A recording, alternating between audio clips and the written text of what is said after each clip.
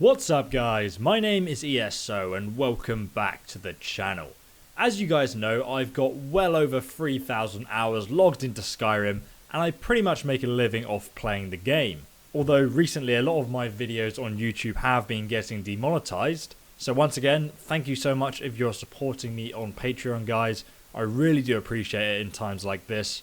But anyway, I recently tried Skyrim on the Nintendo Switch at Gamescom, and I also got to video some footage for you guys of me playing the game, so you can see that in the background here. I just want to share with you 5 things that I think you should know about Skyrim on the Nintendo Switch. Does it live up to my expectations, and is it something you should be getting excited for? Before we really get into this though, I just want to say sorry about the awkward gameplay. I was trying to get the best camera angle to show you guys the game itself, but it forced me to hold the Switch really awkwardly, which actually does reflect my hilariously bad archery skills pretty well. So hopefully it gives you guys a few laughs. So the first thing I tried when I picked up the game was the loading screens. I was actually really interested in finding out how quick the game loaded, and to be honest, they were pretty fast. I was very surprised to find that they were much faster than I remember them being on Xbox 360 or PS3. I mean, you guys probably remember those especially long loading times. Well, I don't think it's going to be as much of a problem anymore. Now, the only thing I didn't get to test, because I only played the game for a brief amount of time, is I did find, back in the day when I used to play on my Xbox 360, that after I had a save file where I was over 100 arrows into my character, or when there's lots of clutter in the game world in my house or something like that, it would actually impact the loading time, so they would take longer. Obviously I couldn't actually test that while I was playing, but I will let you know in the future, and I'll probably leave a comment and pin it to the top so you guys know for sure. Okay, my second thing that I want you guys to know is how the game actually plays on the Switch. Now, most of the time, I'm kind of just testing out the game to see how the frames per second are, and it seems fine. There was no tearing, it remained pretty smooth, mostly. I believe it's running at 720p resolution at 30 FPS. This is what I was told anyway. Sometimes I'd get a drop in frames if I went to very busy areas with lots of trees and foliage, and of course in some more intense battles.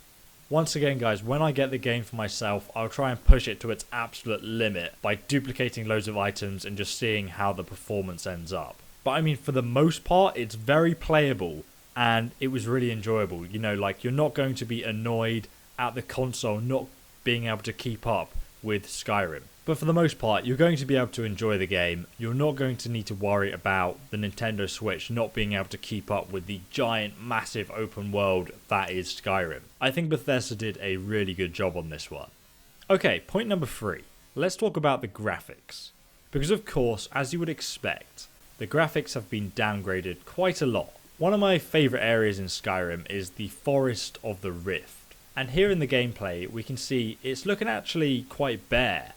You can see the foliage is quite sparsely spread, and there are clearly a lot less trees.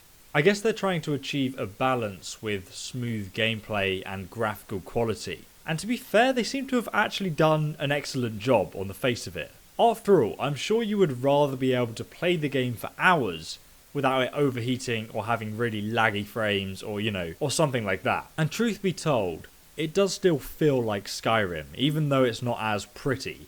And especially not as beautiful as I've got it set up with loads of mods on PC. And obviously I never expected it to ever come close to that. But the game feels like Skyrim, and that's what's important.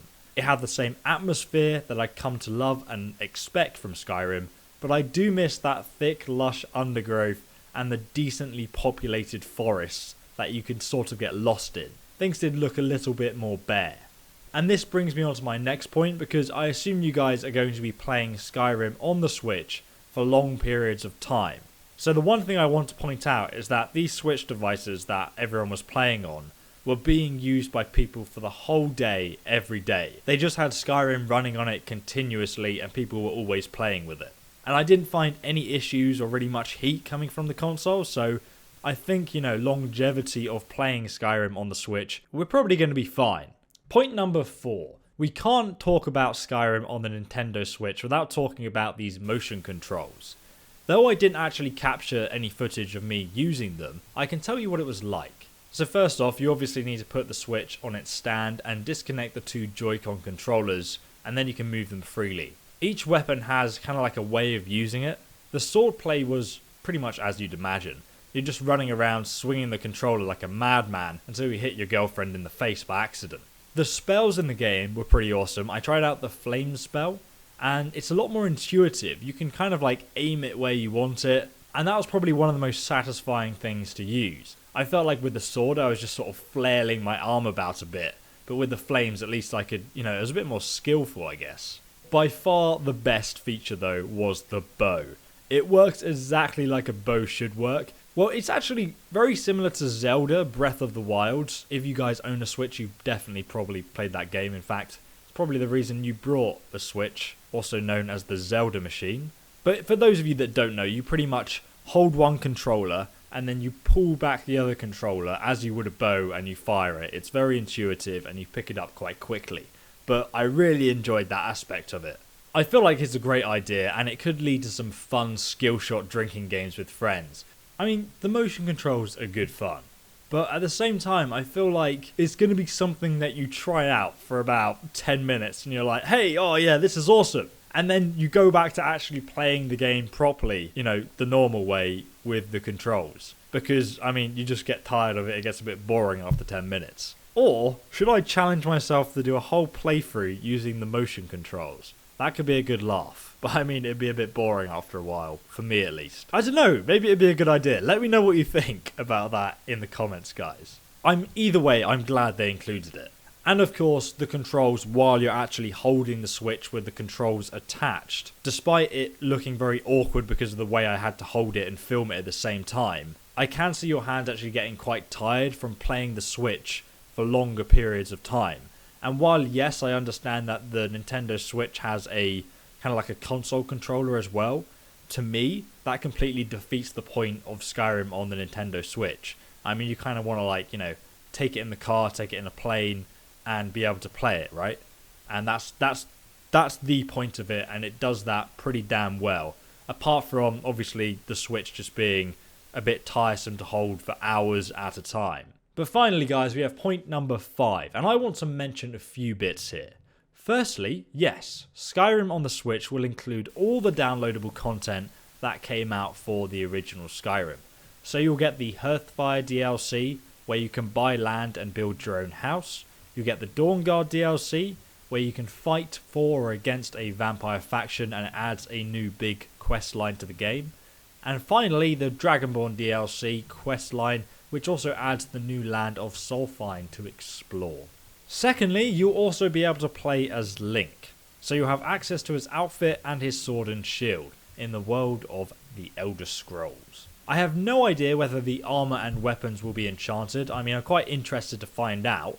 But when we're actually playing the game, they just had placeholders to represent these items. They hadn't actually put them in the model or the version of the game I was playing. And lastly, guys, I feel like this is quite a relevant point because I don't know if the Creation Club will be coming to the Nintendo Switch, or for that matter, any mods at all, like you'd expect to see on Skyrim Special Edition. I highly doubt that they will, or at least if Bethesda does decide to shoot themselves in the other foot, I'm certain that you won't see some of the mods for Skyrim on the Switch, simply because the memory system on the Switch and the amount the Switch can do compared to consoles is so much less. Once I get my hands on the Nintendo Switch version of Skyrim, I'll be sure to do a follow-up review of the game and let you know my thoughts on it. If that's something you're interested in, make sure you smash that subscribe button and also hit the little bell icon next to it. When you hit that bell icon, YouTube will actually then notify you when I upload that new Skyrim on Nintendo Switch review for you guys. But thanks for watching me, ESO. I hope you enjoyed this video, I hope you learned something, and I hope it also gave you a little bit of information before you go ahead and take the plunge in buying Skyrim for the 5th time or something ridiculous, because they've released it. They've literally released it, Skyrim, so many times. It's crazy. And you still have to pay another 40 quid to get it on the Switch. Or even £50. I don't know how much it is.